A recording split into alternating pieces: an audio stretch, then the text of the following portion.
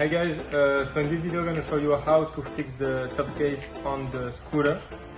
So you're just going to have to open it and you're going to see that you have some screw actually inside.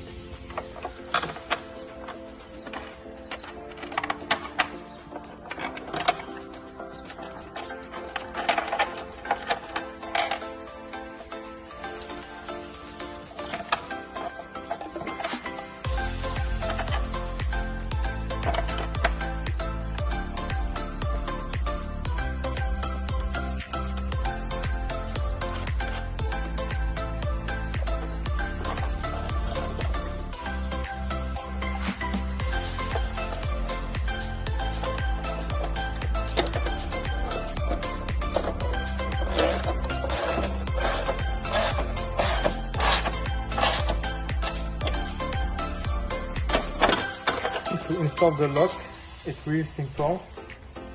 You just need to take this out,